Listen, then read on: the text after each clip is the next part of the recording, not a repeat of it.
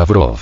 Occidente no podrá seguir siendo un hegemón. Occidente no podrá seguir siendo un hegemón, teniendo en cuenta que objetivamente hace tiempo han aparecido nuevos centros de desarrollo mundial que están ganando fuerza. Lo sentenció el ministro de Exteriores de Rusia, Sergei Lavrov, en las postrimerías de la cumbre del G20 en Nueva Delhi. Una constatación. Esta frase de Lavrov no hizo más que constatar algo que todo el mundo ya sabe. El sur global, tal como le gusta denominar al occidente colectivo a los países emergentes, donde muchos son potencias, como los casos de Rusia, China o la India, ya son los grandes protagonistas del nuevo mundo multipolar. Respecto a la frase de Lavrov de que Occidente no podrá seguir siendo un hegemón, el analista internacional Eduardo Luque sentencia que es una evidencia. El señor Lavrov es un personaje que es equiparable, sin duda alguna, a los grandes políticos de la historia de Occidente y de la historia de la humanidad. En este sentido, el jefe de la diplomacia rusa advirtió que el G20 está experimentando una reforma interna. Esto se ha manifestado en la significativa activación de los miembros del G20 procedentes del sur global, que quiere reforzar su papel en los mecanismos de gobernanza mundial para que refleje adecuadamente su peso real en los asuntos mundiales, incluso en el ámbito económico, subrayó Lavrov. También incidió en que en la declaración final de la cumbre se encontró una solución muy saludable respecto a la necesidad de perseguir un equilibrio justo y equitativo de intereses. El objetivo no está cerca, pero el movimiento en esta dirección ha comenzado. Añadió que Rusia, por su parte, seguirá reforzando estas tendencias positivas.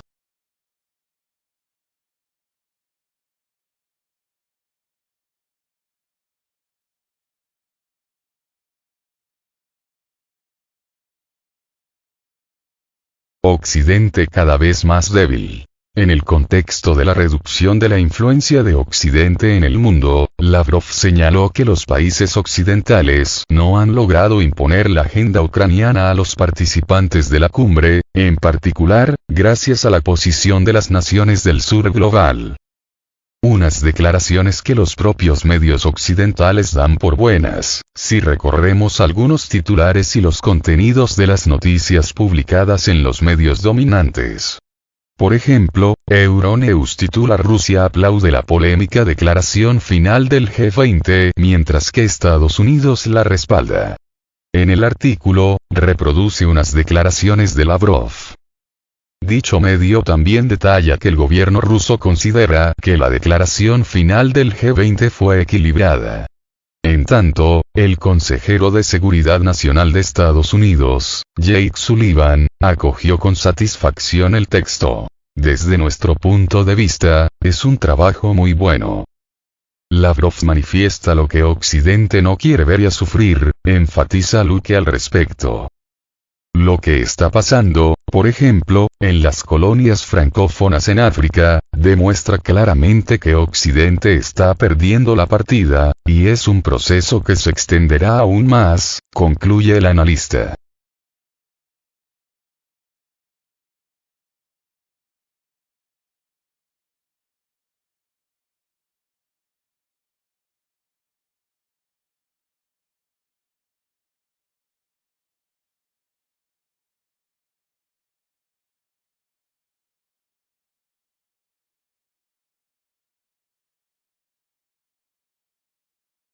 El sueño de Ucrania de ingresar a la Unión Europea sigue siendo lejano. Corrupción, pobreza y el conflicto ucraniano son algunos de los obstáculos que tiene Kiev para formar parte de la Unión Europea, se lee en una postura editorial del diario estadounidense The Washington Post. Aunque Ucrania ya es una nación candidata para ingresar al bloque, la realidad es que el país gobernado por Volodymyr Zelensky todavía tiene mucho trabajo por hacer para unirse al grupo. Además, el objetivo parece lejano, pues la adhesión se daría hasta 2030, según el rotativo. Y es que una de las trabas que más resuenan entre los líderes de la Unión Europea es el elevado índice de corrupción en Ucrania. Incluso Estados Unidos ha invertido miles de millones de dólares para intentar transparentar todo el dinero que ha enviado a Kiev desde febrero de 2022. Zelensky tendrá que demostrar, a los ucranianos y al mundo exterior, que tiene la capacidad de gestión y la determinación para implantar sistemas e instituciones públicas independientes, fiables y duraderos, señala el medio. Una señal de progreso en este sentido sería una campaña más agresiva contra la corrupción de los oligarcas, por la que Ucrania era famosa desde antes del conflicto, advierte The Washington Post.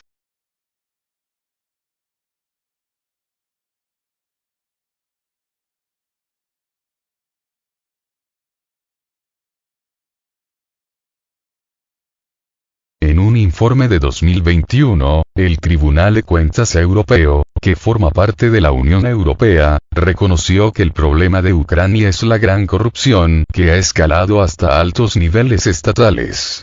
Los oligarcas y los intereses creados son la causa profunda de esta corrupción. La gran corrupción y la captura del Estado obstaculizan la competencia y el crecimiento y perjudican el proceso democrático, se lee en el documento. Queda mucho trabajo por hacer, admite el diario norteamericano en momentos en que las tropas ucranianas no han logrado tener éxito en sus contraofensivas contra las fuerzas rusas. De acuerdo con el medio, la reciente destitución de Alexei Reznikov como ministro de Defensa del país se debió a que, durante su liderazgo, ocurrieron algunos escándalos de corrupción en la contratación pública y en el reclutamiento. The Washington Post también menciona la captura del multimillonario ucraniano Igor Kolomoisky, quien en su momento ayudó a Zelensky a posicionarse en el ámbito del entretenimiento como actor y, después, en la arena política hasta encumbrarlo como candidato presidencial. A largo plazo, si se deja que la corrupción se extienda, también disminuirán las posibilidades de Ucrania de entrar en la Unión Europea y, una vez finalizado el conflicto, sus esperanzas de ingresar en la Organización del Tratado del Atlántico Norte, afirma el periódico. Además, si fuera admitida, Ucrania sería el miembro más pobre, por PIB per cápita, y uno de los más grandes por población y, por tanto, tendría derecho a subvenciones masivas de la Unión Europea, apunta.